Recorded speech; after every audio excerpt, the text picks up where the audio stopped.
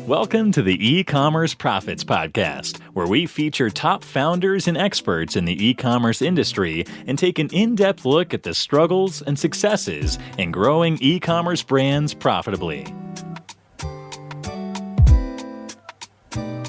Josh Chin here. I'm the host of the E-commerce Profits Podcast, where we feature top experts in the e-com industry. We go behind the scenes of the struggles and successes in growing a brand.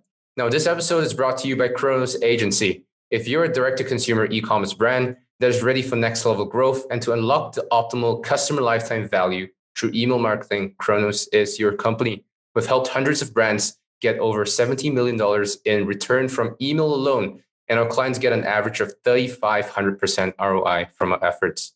We've worked with brands like Truly Beauty, Elias Skin, and many more. So the next step, if you're interested to learn more, is to email us at sales@chronos.agency, or you can go to chronos.agency to learn more.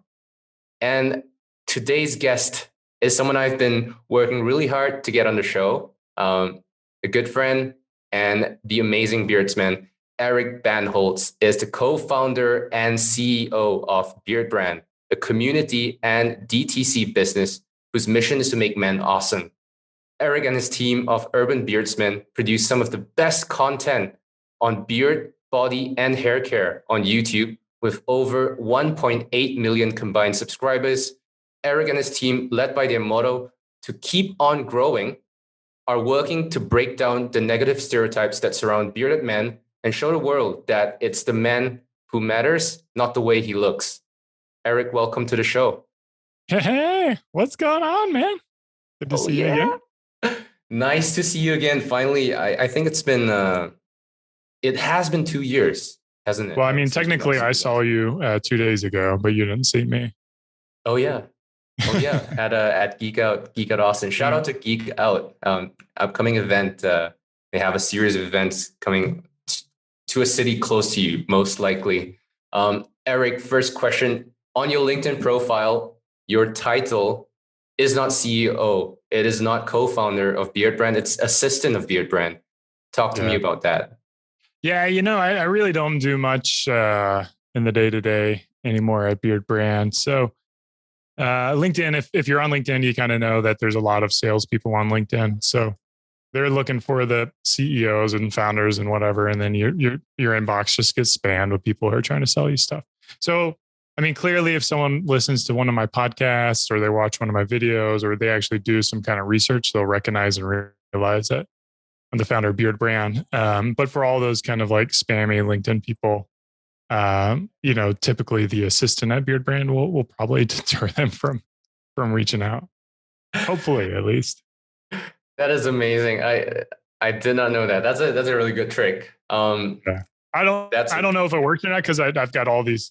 I still get all these sales invitations on LinkedIn, and I'm not, I've got like any entrepreneur, I've got a little bit of an ego, but I don't have the biggest ego where I'm drawn by titles. Like Beardbrand's like a titleless kind of organization, so ideally the ego kind of comes from within rather than external recognition. Interesting you mentioned that ego. Now when we met at Clayview, Boston. In 2019? 2019. We spoke a little bit about Stoicism and ego. Now that's a very relevant term. What does Stoicism mean to you, and what's your brand or your version of Stoicism? Yeah, I mean, I think I gave you the book of reminders, right? Yep, I still have it. Oh, good. So I wrote a little book for those who don't know called the Book of Reminders. It's just 9 little reminders that I kind of tell myself as I face adversity in life. And they're kind of aligned with your life from birth to death. And, for me, like everyone, life has been a challenge. And I certainly recognize that my life has been easier than some, and it's also been more difficult than others. And kind of tackling the things in life, I was really drawn to Stoicism, which is essentially, to my interpretation of Stoicism, is like focus on the things you can control. Think about scenarios in the future that may happen and kind of accept that they may or may not happen, so that when they do happen, you're prepared for them and you're not caught off guard. So I think a lot of people who aren't familiar with Stoicism would just kind of think of like an emotionless type of person. Well, to get emotionless, you have to prepare and be ready for it. So I'm kind of drawn to that because a lot of my angst, especially when I was younger, was driven around like comparing myself to peers, or being competitive and wanting to win, or getting mad that I couldn't change somebody, like getting mad with my wife because I wanted her to do something, and never recognizing that ultimately I don't have control I don't have control over my wife, so like the thing she does is her own choosing, and maybe I can once I learn to accept that, then you get a lot less arguments, and you can start to love your wife for who they are, or love your business partner for who they are, or love your customers for who they are, and love yourself for who you are as well. So I think it's a mode that not only is very helpful in life in general, but also as an entrepreneur, to be able to face all the adversity you're going to face in the day in life of entrepreneurship. I love that. And the book of reminders, that actually, does it still come with every order? Yeah, so we do it on a quarterly basis. So right now we have a quarterly planner going out with all of our orders, and for free. Wow. Yeah. So it's the same size as the book of reminders. It's like a pocket thing, and then it's got essentially like a quarter's worth of pages in there, so you can plan out your week or plan out your month. And again, it's kind of along our mission to make people awesome, make men awesome, and help give them the tools they need in that journey to be more organized, to have their stuff together. So next quarter will be the book of reminders, second edition, and then we do essentially like a Beardbrand version of the field notes, and then we do our yearly magazine is the fourth quarter, where we kind of talk more about the stories of urban beardsmen and maybe a little more in depth into our products and things like that. Now, I want to talk a little bit about kind of the why behind all of this. So the mission is to make men awesome, and you're guided by your core values, the company's core values: freedom, trust, and hunger. Now, does that necessarily align with your personal core values as well? Oh yeah. I mean, I don't think I could.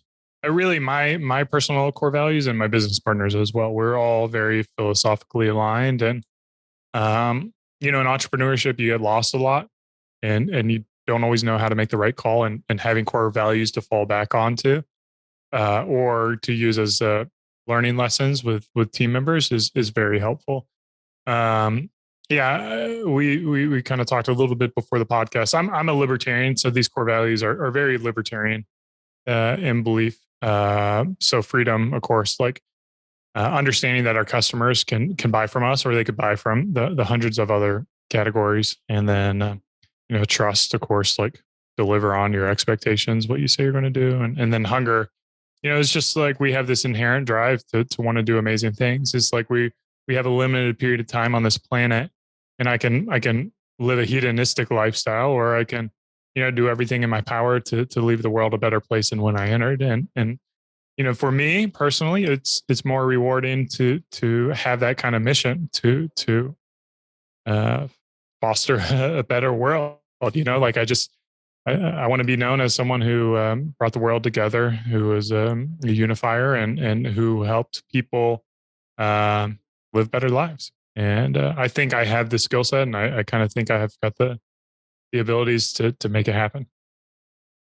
How have you integrated these values into your work culture and the stuff that you do on a daily basis? Yeah, I mean, for most corporate companies, it's they print out the core values and they put them up as stick it on the wall, right? And it's just very, it's kind of tongue in cheek. For us, it's everywhere. During the interview process, the first thing they have to do is talk about the core values and what they mean to them. So like the very first interactions, and then when they get hired, I call it a propaganda meeting, where I just tell the story of Beardbrand, what we're doing, what those core values mean, like just helping them understand and letting them know, like, there's a reason you don't sign a non-compete contract at Beardbrand. Like, because we want you to be free. We want you to choose to walk through those doors. And I understand there's always going to be things where, employees go crazy or, emotions get deep, but, that's something that I'm willing to deal with. I would rather have a team of, we've got 10 people now, 12 people now, rather have a team of 12 people who are excited to come to work every single day and feel obligated that they have to come here because they have a non-compete that they don't want to get sued or they're afraid of, whatever, leaving. So those are how like the minutia of the core values kind of come into play. And I can talk about that, like we want to be our vendors' best customer, we want, or we want to be our vendors' best customer. So we want to over communicate with them. We want to over communicate with our 3PL because we know that the reality is they don't have to serve us. They really don't. So unless we hold up our end of the bargain, we pay our bills quickly, we treat them well, we communicate well, then, they've got the ability to just be like, nah, you guys are too much of a headache. We're going to go somewhere else. So that's just really kind of what drives us and everything that we do. I love that. I wish all my clients would be like you. I would love to say we're perfect at it, but obviously, concept and theory don't always align with execution. So there's always growing pains with it. And of course, as team members cycle through or they get promoted and you get new people in the roles, you're always going to have like those hurdles and challenges. So it's something that we strive for. It's certainly not something we're perfect. And that's why we show up to work every day to get better at what we do. Amazing. And, I love that. Not just because it's really simple. It's so easy to remember, but it's not just something you say, but it's implemented. It's actually executed upon. And about the business, a little bit more about the business now. First of all, congratulations on your new barbershop and retail store. Yeah. And hats off to you for pulling that off in the midst of a global pandemic. That's could probably only do it in Texas, Still, it's incredible. So what I want to know is what's the strategy behind that, briefly, and what are the biggest challenges you faced in doing it? I mean, aside from, launching during a pandemic. Yeah, we want to, there's a couple things behind it. So one, as you know, on our YouTube channel, we produce a lot of barbershop content. So by having our own barbershop, it gives us a lot more control over the environment. Like we can turn the music off. We can, work with the barbers. We can, like set the expectations that we're going to be filming in there. And so that's a big reason for us. And then the other reason is in the age of Amazon, you have to think about what can your brand do that Amazon can't or likely won't do.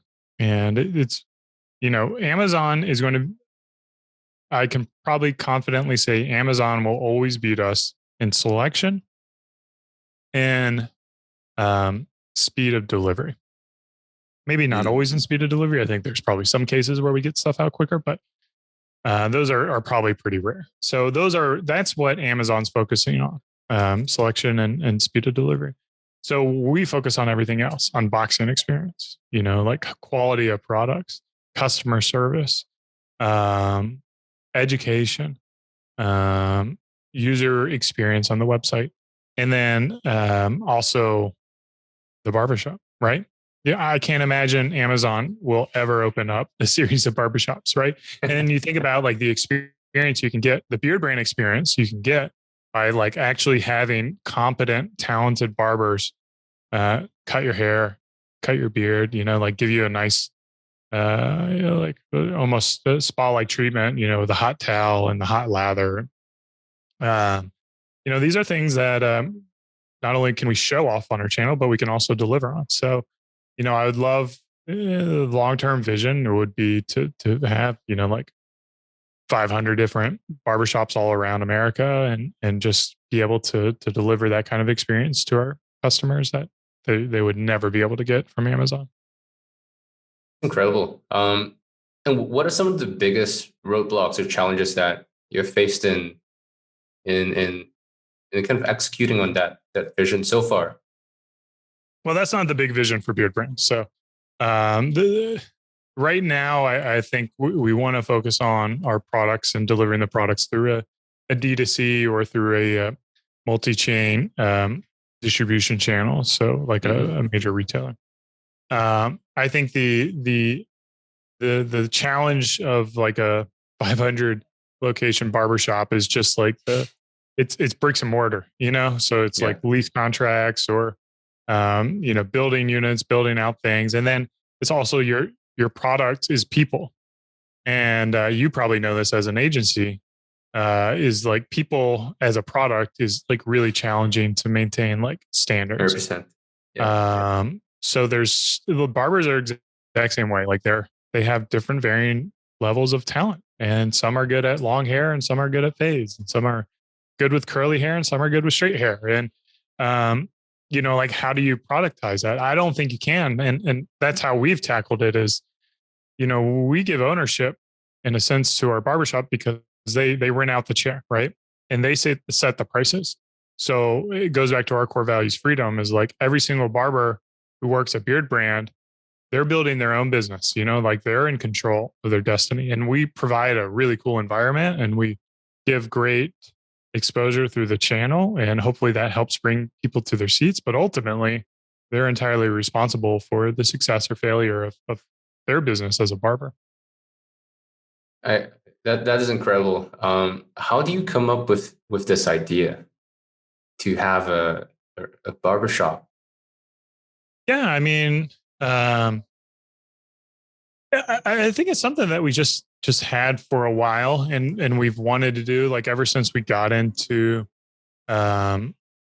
filming barbershop experiences, and I do think, especially in the American marketplace, I think Black guys have known about barbers, talented barbers, for a number of years, and for white guys, we've pretty much just been going to the mass market $12 haircut places, and we've just been dealing around with like substandard haircuts, but that's what we were okay with. It just wasn't part of this culture. And I don't want to like bring in like this racial divide, because obviously it encompasses all people from all different races, and everyone's at a different level on an individual basis. So I don't want to say that, but from a general perspective, us white people, we're not into it with, like, I had no idea what a fade was. Like when I was 33 years old, I could not tell you what a fade was, and wow. Okay. I think most of my peers would agree with that. They're just like two on the side and blend it up. Like that's what we knew. So I think it's fun to change. I think it's fun to change and educate and just, bring, the talent that, this audience had not seen before, and help them understand and learn. And through our YouTube channel, they learn what a fade is, and they learn how it can be blurry or how it can be like, more dramatic transition. So there's a lot of cool nuances of haircuts that I never even realized up until about like 4 or 5 years ago. You seem to really enjoy what you're doing, and so Beardbrand was started in 2012. Yeah. So it's been an old dude, yeah. Now we're like on year number 9 over years now. So, in one of the interviews that you did, or an article, you mentioned that you're building the company in a way that allows you to enjoy the process of building it for the next like 20 over years. I'm paraphrasing here, obviously, but did I get the essence of what you mentioned? No. That's exactly what I would say, and a lot of it goes to Stoicism. If to any entrepreneurs out there, there's this celebration of the exit, right? Like this whole, I built a business up, and then in 5 years I sold it and I made all this money. And it's like, well, what are you doing now? Right? Well, the reality is most people aren't going to live on the beach and live a hedonistic lifestyle. They're going to start another business. So the question I ask I challenge them with is like, why didn't you just keep on building the business that you had? Why didn't you continue to scale it up to a new level? And the reality is there's a lot of insecurities with entrepreneurs. They don't think they have the talents or the abilities to push to the next plateau. They don't think they don't like their business anymore. And I'm like, well, I look at business as just it's simply a series of problems, right? That's all it is. And it's your job to solve these problems. And the valuation of your business is just the valuation of all the problems that you've solved up to that point. So you have a problem right now. You don't enjoy your business, right? And that's why you want to sell it, or you don't think it can grow anymore. Well, use that creative talent. Like, how can you figure out how to grow it in a new way? How can you expand your vision to bring more opportunity to your business? How can you find a way to love your business again? Is it like, do you need to fire your staff and hire people that you like? You're in control of it. Like, if you own the business, you're entirely in control of everything. So if you don't like your team, fire them all and hire new people. If you don't like the products you're working on, kill it and start working on products you like. Because the reality is, if you sell this business, you're going to be in the exact same spot in 3 years with another business that you don't like, because you never solve that problem. Like, you have to figure out how to solve that problem. Once you do, then you can enjoy the journey. You can ride that one business until you retire and have multi-generational businesses that you pass on to your kids or your nephews or friends or family or whoever it is that you feel is worthy of taking the reins of your business. And I don't think anyone's talking about that, is building multi-generational businesses. I love that. Now, in the DTC space, the direct to consumer space, and the e-com industry in general, it's all about scaling and selling a lot of times. This conversation really reminds me of a guest that I previously had on, Eric Malka, who founded The Art of Shaving. Oh, okay. And he sold that business to P&G for an undisclosed sum, which gave him obviously the life of basically a retired life. Right? Yeah. Everything that he wanted. It was a 9-figure deal, I imagine. And now he's starting up a new, very, very cool brand called Ingredients Wellness. And he has a completely different mindset. That, by the way, that's a super interesting interview and podcast episode. If you guys haven't heard it, go listen to it. It's super amazing. But his story is that when he was building The Art of Shaving, his mindset was all about getting to that exit, getting to that valuation, and then the next valuation, and then eventually selling it off. But now, today, he's 100% in the journey, in the process of building the company. He's enjoying each and every way of it. He's super present in what he's doing today. And I find that super interesting. And I think it's also kind of it's hard to envision what life is like outside of the little bubble that we're in. And I think I'm also guilty of that. I'm also chasing for that next level of growth, next high, partly also because of coming from a place of scarcity, coming from a place of, bankruptcy and all that stuff. But what's your advice to, say, a younger Eric Bandholz who's going through that same process of, being so caught up in just growth and not being in the So a couple of things that I want to take on this conversation is really interesting to me, because Art of Shaving's in my space as well. And in my opinion, Procter & Gamble's just kind of bastardized the brand. So it was like super cool. And then they sold it. And then P&G just does what P&G does. So it's unfortunate. Yeah. First of all, I don't want to entirely discount the concept of selling. I think there is, I do respect people who sell and have that ability. I think it's a really challenging thing to do. And there's a lot of things that go on. I think when you want to sell, you have to be doing it because you have a vision for something that is bigger, and those resources that you get would allow you to do that. Like, I think that's a very valid reason to sell. So for instance, Elon Musk wants to have interplanetary, humanity, right? So he sells PayPal, gets his $200 million and then, puts it into Tesla because it helps build, sustainability or whatever. And then eventually puts it into SpaceX. So like something like that, where, he's able to use that cash from the sell of the business to continue on his journey. So he's on his journey. He has his vision, and the exit needs to be part of that journey. But if your current business, like, you don't know what you do next, or if you know what you do next and it doesn't take any really additional capital for you to be able to do it with your cash flows that you're currently having, then you kind of stay on it. And then in terms of like advice to my younger self, really, like, I've always like been a person who can kind of see the future and live in the future. But my biggest hurdle was really the people who I put myself around. And historically, I would put myself around like friends and family who liked the idea of being the success of an entrepreneur, right? And owning your schedule and having the freedom, but they didn't want the sacrifices to get there. So my biggest learned lesson was simply being around other entrepreneurs. And once I started being around other entrepreneurs, then great things started happening to me. So that's when I met my business partners, Lindsay and Jeremy. And with them, we have success at Beardbrand. Without them, no one would know who the hell I am. I'd just be another dude working as a sales guy at some company.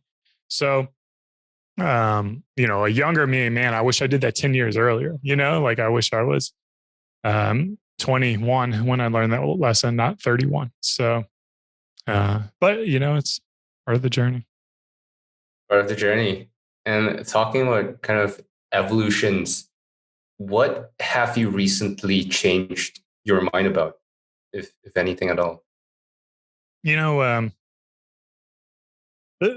thing with me is I can generate ideas and concepts for brands faster and more proficient than the majority of people in the world. Like that's one of my gifts. It's like, you tell me your product, you tell me what you're doing. I'll just come in and be like, this is the language you need to go with. This is how you need to sell it. This is the customer you're helping. And it'll be like mission oriented, right? It's not just going to be focused on product. So that's a blessing and a curse, because I can visualize, 9-figure businesses all day long. Like, and then like, you're like, oh, I want to do that. And I want to do that. And I want to do that. And so then you have like you end up like splitting your time, right? You split your energies, and a jack of all trades, a master of none. So the key is like trying to have enough excitement for what you're good at to keep you motivated and excited, and also not do too many that it diverts your course. So yeah, as we said before the show, I've got a little Skunkworks brand that I'm working on that I'm really excited. And then I started another business, actually an e-commerce investment business with a few of my other successful entrepreneurs. So between those two projects, I'm pretty excited about it, and kind of dipping my toe into new things. That's helping me learn new things. What can you share about the new project? So we'll talk about the investment thing first. Area 627. So 6 figures to 7 figures is what we're doing, and essentially it's you kind of alluded to it, is all the things that we learned over the past like 9 years. I want to kind of dump that on to someone who's like in the early stages, like doing $10,000 $10,000 a month or something like that. So we can really just accelerate them and help them go from 6 figures to 7 figures and beyond. And we also want to work with people who want to do bootstrap businesses or multi-generational businesses. We're not looking to invest in businesses that want to sell or exit, or, like, we want to help people build profitable companies. And we focus on the e-commerce space with both digital and or informational and physical products. So that's going to be fun. It's going to be like super limited, super small, with just a handful of investments. And then hopefully we can, just grow 5 or 6 companies up to, 7 figures, maybe 8 figures. And then the other one is, it's another grooming company. So we're spinning off some of our products to, what we found is my wife and our kids use our products all the time, and with a name like Beardbrand, you're never going to sell to women, right? It's just never going to happen. So Yeah. I've got a new brand that it's not necessarily going to target women. It's going to be more of a gender neutral brand. So it'll kind of target everyone, but it will focus on the niche of really like the traditional Americana core values of, let's be real, freedom, hunger, and trust. Like this individualistic, self accountability, homesteader kind of like take care of yourself type of person. So I think those people still exist in America, and I don't think anyone's really talking to them. So we have like really unique features with the products that will resonate. I think they'll resonate with those people. Love that. And those people are me. So again, it's like another business I'm selling to myself. Nice. And then hopefully I just got to try to find more people like myself. That's really interesting. And you talked a little bit about, having enough excitement to essentially keep you going. The strange thing about entrepreneurs with, lots of good ideas is that, they have lots of good ideas and they get bored. Honestly, I'm one of them. And it takes a lot of discipline for someone to kind of stick to just one thing. But you've done that for the past 9 years. Yeah. What has been kind of your mindset throughout that whole process? Because it's been challenging. Come up with new ideas all the time, right? Yeah. It's challenging. It's certainly challenging. I think it goes back to it's a problem, right? You have a problem. You have a new idea, and you want to go off of that, and you want to chase it, and you want to leave this, beautiful business that you've created behind. And so the challenge is, how do you focus that creative energy into the business? Where do we, like, you're coming up with all these ideas. Well, what good is having an idea for like a helmet with brake lights on it going to do for Beardbrand? The answer is, nothing. So how do I instead just like, okay, that's a cool idea, write it in a book, put it in your field notes, and then come back to it one day when it makes sense, or give it to a friend or something who's in the industry. And then how do I get those creative ideas back to Beardbrand? Because Beardbrand needs those ideas too. Your agency needs creativity, whether it be how to create better ads, how to create, like better culture, or how to create, like better products, services, how to connect with people, like use that creativity internally. So I try to remind myself to focus on things within the business as much as possible. But also if you can, have a skunkworks project, have something on the side, make sure it's on the side, have lower expectations, and let that be your form of creativity. And then if it dies out, don't put too much money into it, and then it just dies out, so like, I'm also okay with that. Like I'll get started on some kind of design thing and then flutters out. And as long as you enjoying the process, that's never a negative ROI. Yeah. Well, that's the thing is, like, if you own your business, who cares, right? You're going to be growing your business a little bit slower. But again, like, that's how you solve the problem. Is like, oh, here, I just go and dibble in this for a little bit. I get it off the ground. Then I don't push it anywhere. That's fine. It's allowed me to stay in tune with the business for when I do get that really creative moment that's going to help the business level up to the next level. So it's just like it's a weird way of solving the problem to be inefficient, like it's okay. It's okay to let yourself do that because that's who you are. Outside of business, what do you spend your time on? Yeah, well, 2020 versus 2019 are two different things. So I'm married. I've got two children. So a lot of my time goes to my family, and really simplistically just being at home. But I've started weightlifting. I built a home gym. Nice. So I've been doing a fair amount of weightlifting, but that was to help me row faster. Unfortunately, I haven't been rowing because of all the weird rules about rowing. And I enjoy the bigger boats, and they don't allow the bigger boats right now. So that's been a little frustrating. And then travel. I've been to a lot of places, and I enjoy travel, and I do greatly miss that. And that's a real frustrating thing because it's not just when America opens up, the whole world has to open up for that Yeah. to be the point that I want it. And apparently that's not happening.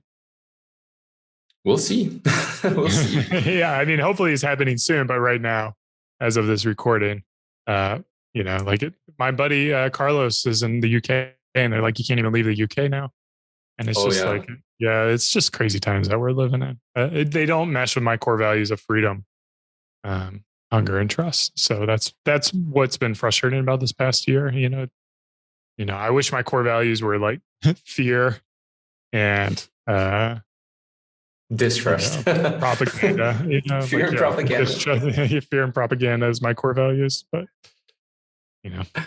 that's another thing. That's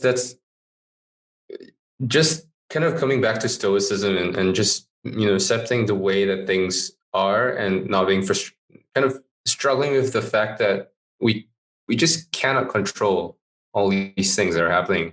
And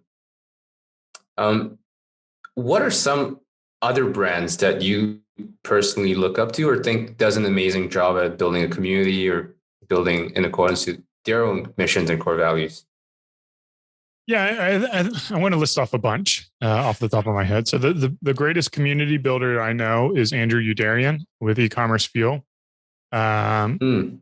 He is such an incredible, genuine, nice, caring, great community builder. There's just, in all my years, I've never met anyone better than him. Wow. There are brands who I greatly admire, who maybe aren't building communities, but I think their product is really cool and their website's cool, or their brand voice is really cool. So a couple of those off the top of my head. I'm a customer of Onyx Coffee Labs. I'm a customer of Cricket Shirts here in Austin, Texas. I'm a fan of Rowing Blazers and a customer of Tracksmith. And those are kind of like in my space, my personal brands that I'm attracted to. And there's a lot more other brands out there that I'm friends with and attracted to, but these are the ones that I'm literally placing orders from like on a monthly basis. Nice. Very cool. What kind of, if you had just one piece of advice to 21-year-old Eric, what would you tell him? So if I was stuck to one, the advice is just do it. It's like you just whatever it is you're trying to do. But I've always kind of been that way. So it's not really, it wouldn't be advice for me. It would be advice for most other people. I've always kind of been a just do it kind of guy. But again, I going back to what we said earlier, I think you've got to put yourself around the right people. And that whole, like, you are the sum of your top 5 friends is like the most true things that you'd ever think. So put yourself around physically fit, driven entrepreneurs who are honest, good people. Find 5 of those and you will be amazed as to what kind of life you're going to live. Amazing. Last question. If you had a massive billboard on the busiest highway in the US, what would you say? What would it say? Probably our tagline, keep on growing. Keep on growing. What does that mean to you? Yeah, I mean, and obviously I'm very self-congratulatory. It's keep on growing, like keep on growing your beard and hair, but also more than that, like keep on growing as an individual and investing in yourself. And I think self-investment is something that the world needs. And right now there's a lot of victim mentality and entitlement mentality. And those are not growing mindsets. Those are limiting mindsets.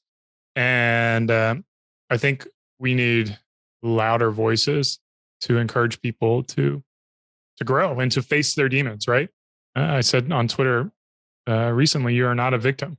Like, even if you've had shit happen to you, you're not a victim. You're, a survivor or you've overcome, or you're a champion, of that trauma. Like you've defeated it. A victim is someone who's like, you call someone a victim, they're still a victim. So I don't think anyone's a victim, but you have to change that mindset. There are things that happen to you that are shitty. But they are not you. Yeah, but they're not you, right? And you're the one who overcomes it. So I want more of that mentality in the world. Eric, if people are interested to learn more about Beardbrand or connect with you, where should they go? Yeah, so if we could get people to go to Beardbrand and buy something from Beardbrand, you'll see the experience that you get from us. I'm the only Eric Bandholz in the world, so if you Google Eric Bandholz, you'll find me. But Twitter is the best place for me. My handle is my last name @Bandholz, and then check out if you're an e-commerce entrepreneur in that 6-figure range, check out Area 627 and throw in an application. We'd love to learn a little bit about your business. Area627.com. Yeah. Perfect. Eric, thank you so much for being on the show. All right. Thanks for having me. Thanks for listening to the eCommerce Profits Podcast. We'll see you again next time, and be sure to click subscribe to get notified of future episodes.